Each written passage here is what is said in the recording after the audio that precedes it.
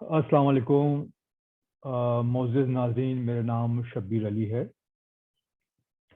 ये video clip long Covid के बारे में उर्दू ज़बान में तैयार की गई है ताकि उर्दू बोलने वाले पाकिस्तानियों को लॉन्ग कोविड के असरात और इसकी एहतियाती तदाबीर के बारे में आगाही दी जा सके। आज के इस प्रोग्राम में हमारे साथ डॉक्टर यूसुफ अहमद तशरीफ़ रखते हैं। मैं डॉक्टर यूसुफ का मशकूर हूँ कि आपने अपनी मसरूफियतों में इस प्रोग्राम के लिए वक्त निकाला। डॉक्टर यूसुफ मुस्लिम हेल्थ प्रोफेशनल ऑस्ट्रेलिया के बोर्ड के चेयरमैन हैं और तफसीली तारुफ के लिए मैं डॉक्टर साहब से दरख्वास्त करूंगा कि वो अपना तफसीली तारुफ प्लीज़ करा दीजिएगा। शुक्रिया। जी अस्सलाम वालेकुम शबीर साहब, बहुत शुक्रिया आपने मुझे मौका दिया आज अपने प्रोग्राम में। जिस तरह आपने जिक्र किया, मेरा नाम यूसुफ हारून अहमद है और मैं एक जनरल प्रैक्टिशनर हूँ। मैं सेल में काम करता हूँ जो कि मेलबर्न से तकरीबन 2.5 घंटे के फासले पे एक छोटा टाउन है और मेरी बहुत सी अदर जिम्मेदारियों के अलावा मैं जो कोविड का हमारे इलाके में जितने भी उसके मैनेजमेंट है, मैं उसका भी इंचार्ज हूँ। तो तकरीबन पिछले 2.5 साल से मैं कोविड के मरीज हैं उनकी निगहदाश्त के अलावा जो उसकी वैक्सीनेशन है उसको भी मैं लीड करता हूँ अपने इलाके में। शुक्रिया डॉक्टर साहब। हमारा जो लॉन्ग कोविड के सिलसिले में पहला सवाल ये है जो मैं अपने नाज़रीन की तरफ से करना चाहूँगा कि लॉन्ग कोविड के बारे में आप क्या बता सकते हैं, यानी कि उसकी तारीफ के या उसकी वजाहत कर दी कि ताकि लॉन्ग कोविड का एक जो तस्वुर है वो लोगों को मालूम चले। जी, लॉन्ग कोविड या लंबा कोविड जो है वो असल में जो कोविड के वायरस की वजह से जो बीमारी होती है और जो उसकी अलामात हैं, ये उसी का तसलसल है। जो ज्यादातर लोग हैं उनके अंदर कोविड की बीमारी के बाद हफ्ते से 2 हफ्ते के अंदर वो इससे मुकम्मल तौर पे शफा पा जाते हैं, लेकिन हर तीसरे या चौथे शख्स को लंबा कोविड होने का चांस है, जिसमें चंद एक अलामात जो हैं वो बाज़ औक़ात चंद हफ्ते या बाज़ औक़ात चंद महीनों तक रह सकती हैं, जिसको हम लॉन्ग कोविड कहते हैं। शुक्रिया डॉक्टर साहब। दूसरा सवाल ये है कि ये जो जैसे आपने कहा कि ये जो लॉन्ग कोविड में चंद हफ्ते या चंद महीने तक जो है वो मरीज जो है मुब्तला रहता है, तो ये कोई अंदाजा है आपका कि कितने फीसद लोग जो है इस लॉन्ग कोविड से मुतासिर हो सकते हैं? जी, मैंने जिस तरह जिक्र किया कि हर तीसरा या चौथा शख्स, जो तकरीबन 30% लोग जो हैं वो लॉन्ग कोविड का शिकार हो सकते हैं, जो कि एक बड़ा नुमाया मसला है कोविड की बीमारी की वजह से, और इसका असर साफ ज़रा है कि मुख्तलिफ लिहाज से माशरे पे भी पड़ता है। इसलिए लॉन्ग कोविड के मुतल्लिक जो हमारे जो माशरा है उसके अंदर आगाही बहुत ज़रूरी है। ठीक है डॉक्टर साहब, पहले ये ख्याल किया जाता था कि कोविड जो है वो उम्र रसीदा लोगों या वो लोग जो किसी बीमारी में मुब्तला हैं उन पर असरअंदाज होता है, लेकिन अब आमतौर पर यह ख्याल है कि कोविड जो है किसी भी शख्स को मुतासिर कर सकता है। तो आपकी इस बारे में क्या राय है कि वो कौन से लोग हैं जो इससे मुतासिर हो सकते हैं? जी, आपने बिल्कुल सही फरमाया कि जो कोविड की बीमारी है वो किसी भी उम्र में लग सकती है, और मेरे अपने तजर्बे में भी कि जब मैं यहाँ मरीजों को देखता हूँ तो वो 6 माह के बच्चे से लेके 90 साल से ज़्यादा की उम्र के लोगों को भी कोविड होता है।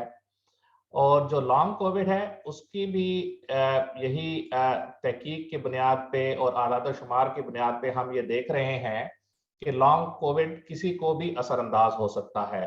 तो ये कहना कि जो लोग सेहतमंद हैं या लोग नौजवान हैं कि उनको ये असर नहीं होता, लॉन्ग कोविड किसी को भी हो सकता है। डॉक्टर साहब, ये एक दिलचस्प सवाल रहेगा कि कोविड और लॉन्ग कोविड में क्या फ़र्क है? جی تو جب پہلے وائرس جسم میں داخل ہوتا ہے اور جو بیماری کرتا ہے اسے ہم نارمل کووڈ کی بیماری کہتے ہیں، لیکن تقریباً ہفتہ یا 1.5 ہفتے کا جو ٹائم ہوتا ہے اس بیماری کا، اس میں آپ کی علامات اور جو زیادہ اثرات ہیں وہ ختم ہو جانے چاہیے. لیکن اس کے بعد اگر اس کے باوجود وہ جو علامات ہیں وہ کافی عرصے تک چلتے رہیں تو اس کو ہم پھر لانگ کووڈ قرار دے دیتے ہیں. اس میں ایسی کوئی ایک واضح اس کی وہ ابھی تک اس میں کوئی ایسے ڈیفینیشن نہیں ہے کہ ایک خاص ٹائم کے بعد اس کو لانگ کووڈ کہیں گے، لیکن عموماً 2 سے 2.5 ہفتے کے اندر جو ہے مکمل صحتیابی ہونی چاہیے. تو اگر کوئی مریض اس کے بعد بھی کافی زیادہ علامات کے ساتھ مبتلا ہے بیماری میں، تو اس کا مطلب ہے کہ ان کو لانگ کووڈ ہے، اور اس موقع پہ انہیں اپنے جو بھی ڈاکٹرز وغیرہ ہیں ان سے رابطہ کرنا چاہیے. تو ڈاکٹر صاحب اس سلسلے میں ہمیں کیسے معلوم ہوگا کہ کوئی شخص جو ہے وہ لانگ کووڈ سے متاثر ہے، یا وہ کون سی علامات ہیں جس سے ہمیں اندازہ ہوگا کہ یہ شخص جو ہے لانگ کووڈ کا مریض ہے؟ جی یہ بہت اہم سوال ہے، کیونکہ بعض اوقات یہ بھی مریض کو کلیئر نہیں ہوتا کہ یہ بیماری جو ہے وہ کووڈ ہی کی وجہ سے ہے یا شاید کوئی اور بیماری ان کو ہو گئی ہے. تو چند ایک جو علامات ہیں جو زیادہ عام طور پہ مریضوں کو پائی جاتی ہیں، اس میں تھکن جو ہے، جسمانی تھکن جو ہے وہ بہت کامن عام طور پہ محسوس کی جاتی ہے. تو بیسک آپ نے دیکھیں کہ ورزش کی ہے یا گھر کے کام کیے ہیں اور آپ بہت زیادہ تھک رہے ہیں تو وہ ایک علامت ہے. دوسری چیز جو ہے وہ کووڈ بیماری کے دوران بھی اور لانگ کووڈ میں بھی جس کی بہت اہمیت ہے وہ ہے سانس کی دشواری. تو اگر آپ صرف گھر کے اندر چلتے ہوئے یا دیکھیں کہ 50 سے 100 میٹر تک آپ نے فاصلہ طے کیا ہے اور آپ کو سانس کی تکلیف ہو رہی ہے، تو یہ ایک بہت اہم علامت بھی ہے لانگ کووڈ کی. اور تیسری چیز، بہت مریض جو اس کو کہتے ہیں کہ جیسے دماغ پہ دھند سی چھائی ہوئی ہے، جس میں یادداشت کے مسائل ہو رہے ہیں، تو یہ بھی ایک لانگ کووڈ کی وجہ سے ہو سکتا ہے. اس کے علاوہ جو ہماری تحقیق میں یہ معلوم ہوا ہے کہ تقریباً 200 سے زیادہ اور علامات ہو سکتی ہیں کہ جو کہ لانگ کووڈ کی وجہ سے ہو سکتی ہیں، جیسے جسم کا درد ہے، چھاتی کا درد ہے، کھانسی ہے یا نزلہ زکام کی کیفیت ہے. اور اس کے علاوہ اگر کووڈ کے بعد آپ مسلسل پریشانی کا یا ڈپریشن کا شکار ہیں تو یہ بھی لانگ کووڈ کی علامات ہیں. شکریہ ڈاکٹر صاحب.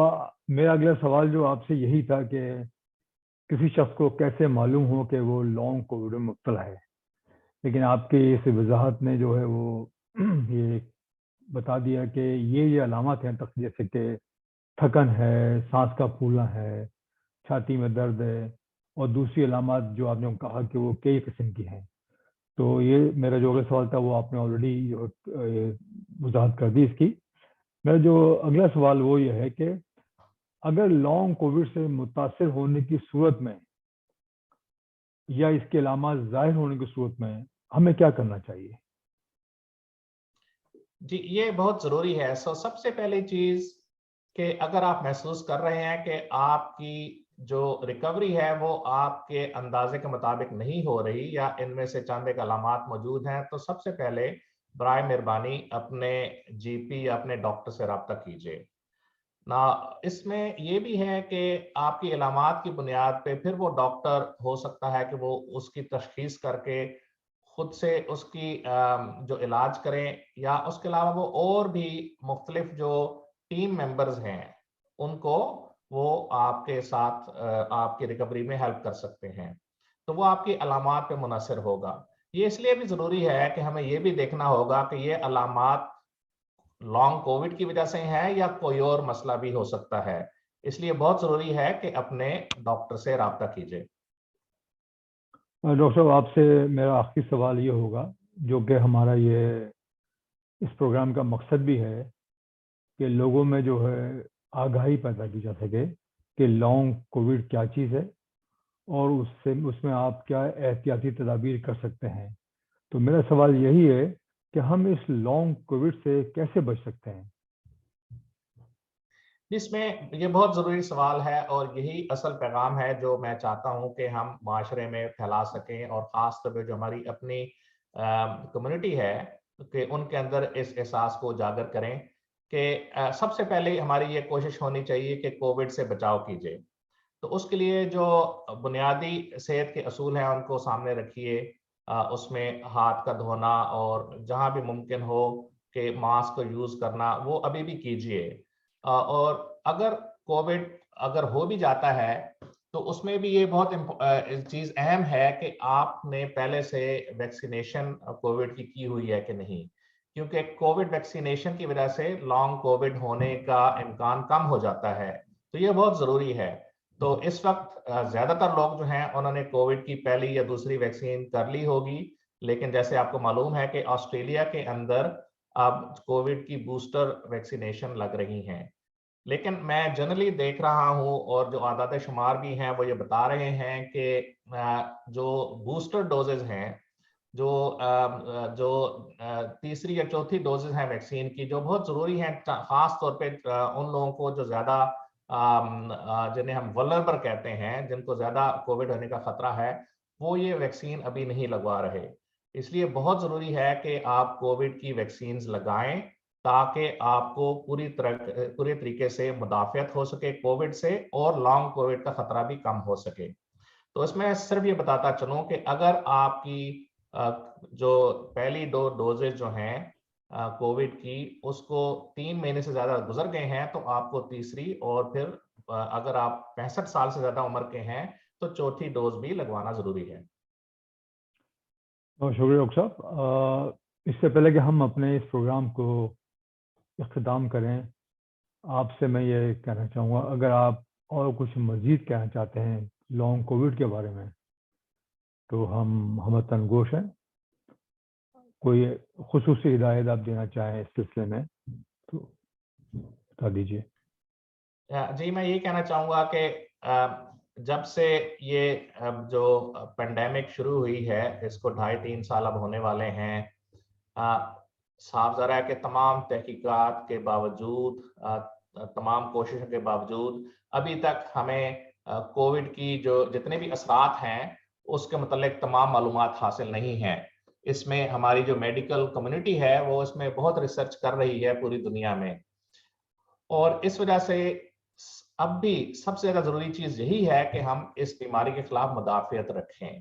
لہٰذا بنیادی جو تدابیر ہیں بچاؤ کے لیے ان کو مد نظر رکھیے اور ویکسینیشن کرائیے.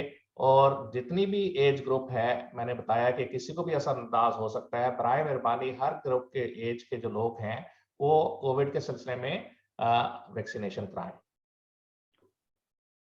ناظرین، امید ہے کہ ڈاکٹر یوسف کے ساتھ لانگ کووڈ کے بارے میں ہماری یہ گفتگو اور یہ نشست سے آپ کو یقیناً ضروری معلومات فراہم ہوں گی، اور میں امید کرتا ہوں کہ ڈاکٹر صاحب کی ہدایت کے مطابق جو کمیونٹی ہے پاکستانی اس پہ عمل پیرا ہوں گے.